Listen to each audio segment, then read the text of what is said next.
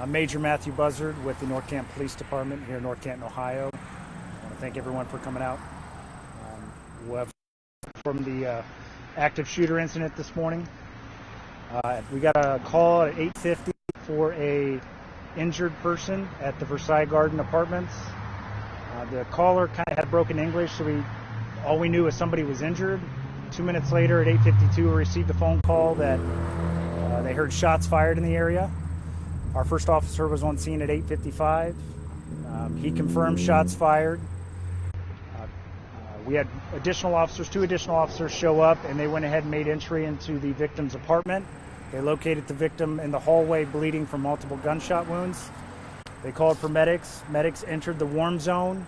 A warm zone is basically when shots aren't being fired. It quickly turned to a hot zone as bullets started coming through the wall at the officers and the medics. They took cover. Officers pushed to the back of the apartment where one of the sergeants, a former SWAT officer, ripped the window out with his bare hands, jumped out the window, and they pulled her out and evacuated out the back window of the apartment. They set up perimeter. We called in mutual aid. We called in SWAT. We had help from our federal partners at the FBI and the U.S. Marshal's Office. And the scene kind of stayed that way for the next hour. FBI was able to eventually get them on the phone briefly. Then they hung up. SWAT officers at 10:46 breached the apartment, and the suspect was taken into custody without incident at 10:48. Somehow, by the grace of God, no other injuries have been reported. None of the officers on scene were injured. Nobody in surrounding apartments were injured. I have no idea how, but as far as coming to a close, that's about as best as we could ask for. Does anybody have any questions? Can you just talk about where this shooter was shooting from? Sure. What that was like? Absolutely. So the Versailles apartments are all basically one big unit broke into three different buildings: Building A, Building B, Building C. The shooter was in Building A, shooting from the east to the west into the not adjoining, but there's a kind of a hallway in between the buildings, shooting through that passageway and into the other building indiscriminately. There's no connection that we can find currently between the suspect and the victim. And at this point, we don't really have a motive of why the shots are being fired. So which buildings were involved, A and what? A and B. A and B. So they are two different buildings. There are two different buildings all under the same roof.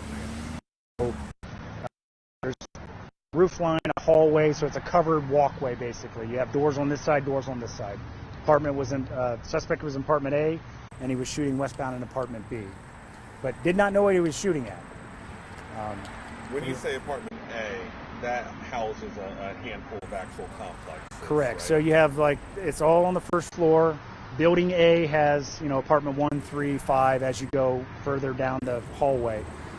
Just happened to be shooting straight across the hallway into Building B, which also has apartments down the hallway. Do you know what actual complex it was, though? Is there a number associated with the letters? 175 was the apartment. 175, buildings A and B. I know some of you already have that information. Can you tell if he was shooting with a rifle? Was he shooting with a handgun? I can tell you we recovered a AR at the scene and a handgun at the scene. They were both fired, or do you know? That I'm not sure. Are you able to speak to the victims? What was that like when the medical staff showed up? I cannot speak to what the wounds were. I know I spoke to the sergeant who was first on scene. He had the medic evaluating the patient, basically just yelled, "Is she going to live?" He said, "I believe so." They scooped her up and left. So, yes, outside of that, I don't know. Can you talk about how dangerous a situation like this, especially when you have several different agencies show up trying to get in contact with someone who is doing this? Absolutely. It's an incredibly difficult and dangerous situation. First off, our three officers from North Canton that went in, just amazing courage. You know bullets have flown and bullets are flying, and they're in there doing their job. That's what these guys are paid to do. That's what the community expects, and that's what they did today. And then, so anytime we have an active shooter situation, obviously it can be chaotic. We got media showing up, we've got multiple agencies showing up, and I couldn't be more proud of our Stark County agencies. Jackson, Stark County Sheriff's Office, East Canton, Uniontown. I mean, I hate to leave anybody out, but pretty much everybody had showed up today. We had our federal partners with the FBI and the U.S. Marshals, SWAT members from Canton, and some Canton officers doing traffic control.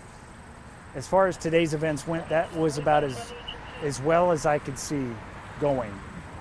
Communication is always the tricky part. We were able to get on the same channel together, and very pleased with the outcome. Obviously, we'll still do a post-incident evaluation to see if there's anything we can do better, but man, I couldn't be more proud and pleased with the way all the agencies work together. How did they breach the apartment? What did they do? Is it like a battering ram, or what? How did they get in? Or? Well, the sergeant that I had spoke to said upon arrival that the door was open, so he walked in. I'm not sure. As far as you're saying, as far as the suspect? Yes. I'm sorry. I thought you were talking about the victim. How they get Suspect. I didn't get the specifics of how SWAT made entry. If they had to use a battering ram or anything of that nature. But it was just reported over the radio that it was breached. Can you give us an idea of the area that you had to block off? Because from what I understand, Walsh was in lockdown. I imagine a lot of these businesses had the shelter in place. Correct, yeah. So any kind of active shooter where we're not really sure where the suspect is for sure and if they're going to go on the move, we put a lot of the local businesses and all the local schools on lockdown. So pretty much all of our North Canton schools went on the soft lockdown. The businesses were advised by mutual aid agencies like OSP and Stark County Sheriff's Office to lock down. Kind of right behind that apartment is the Danbury Living Center for senior living. That's the first place we put on lockdown, and we had an officer staged at that door doing the best we can to protect everybody in the area. It's difficult. I mean, you can see as the traffic's going behind us, this is a busy area, one of our busiest streets in town. And it took probably, I think I counted 6 to 8 cruisers to shut down east and west traffic on Apple Grove here. And then we expanded our perimeter as far as we could. And then obviously set our command post where we thought was safe. Do you know anything on the background of the suspect? Anything at all on him? I don't. Right now, we're still waiting on information to come in on a little bit about his history. We do know it's a black male. I believe I heard in his 30s, but I have no idea on history or mental status or how we ended up today. On the victim, is she hospitalized, undergoing surgery or any procedure from this? The last update I got was just that she had been transported to a local hospital. So Don't know which one. I'm not sure which one, and I'm not sure of her current condition. And charges are forthcoming. Charges are forthcoming. As soon as we have a charged suspect, we'll release all information. Were there any other bystanders that police and SWAT had to manage in that moment that were caught in that crossfire when they arrived? Upon their arrival, yeah, as the gunshots rang out, people were leaving their apartment, and actually some of our medics did a great job of trying to help them get out of the area. And so we got everybody out that we could kind of get out of the area. Everybody else, we just said shelter in place at this moment. Are there 2 floors or 3 floors to these apartment buildings? There are 2 floors. There's a set of stairs that go up to the second level, and that's where some people were coming down. There was a report that a medic had been injured. I can confirm that a medic did, I believe, twist his knee trying to help people evacuate off them stairs. He kind of jumped down from 3 or 4 steps up and just tweaked his knee. But that is how the medic got injured. Did they share a common wall then? Did they share a wall? There was no shared wall, Okay, so just- their doors basically faced each other with that 10-foot sidewalk in between. And just imagine the bullets going from through the door, through that wall, near the door, and right into the next apartment. So he was shooting through his apartment, through the wall, through Into- the hallway, into the other one. Correct. So they share a hallway, but one side of the hallway is A building, the other side is B? Right, but don't think of it like an enclosed, like you're in one building. You're literally going outside to go to the other building. So you're on a concrete sidewalk outside to the other building. Thank you. The suspect and the victim, any relationship between the two? There's no known connection didn't between live either. together? Didn't live together. Nothing. Now, these are just common apartments. It's not They're not assisted living nope. or anything. Yep. And And how many shots would you say? Is it was more than like 5? Or more than Oh 10? yeah, no. It's as the officers are in the apartment, they're calling out volleys of 8 to 9 rounds at a time. Speaking to the sergeant that was there, obviously he's in the moment. He's guesstimating could have been 50 rounds fired altogether. So you're So more than 8 he's- to 9 shots. You're, More to 8. Yeah, it was 8 to 9 round volleys. So basically, 8 or 9 shots, a little break, 8 to 9 more shots, 10 shots. I can tell you law enforcement did not return fire. Obviously, we weren't sure where. We're not just going to shoot indiscriminately. So you know what he that- was shooting the same way, do the same. He was shooting the same way. It was found in conversations with the officers that were there.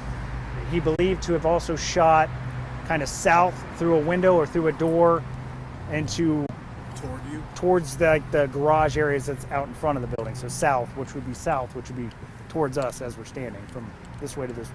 So just to give context, that victim, she was just caught in the crossfire and shot?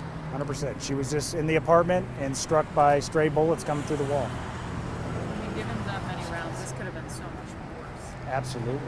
Given the sheer amount of rounds that went off, and as I'm standing here on command post listening to the radio traffic, I can hear bullets whizzing by my sergeant's radio. And, you know, you try to keep it together at that point, but you automatically think about your guys in there in the thick of it, feeling helpless out here, but knowing I still have a job of coordination out here. Did it seem like in his apartment he had some kind of a target that he was shooting at?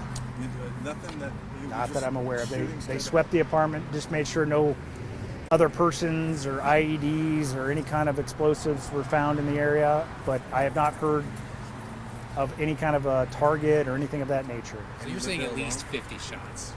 That was what was reported to me, but understand that those officers were under extreme duress. So he's guesstimating that number. But when you're in that situation, I can tell you, you know, even 10 might sound like 50. So, And obviously no more threat to the community. no more threat to the community at this time. We did sweep all the surrounding buildings. Nothing else was found. No explosives, no other shooters. Scene to stabilize, roadways back open, all the businesses were functioning as normal. Thanks, guys. Thank you.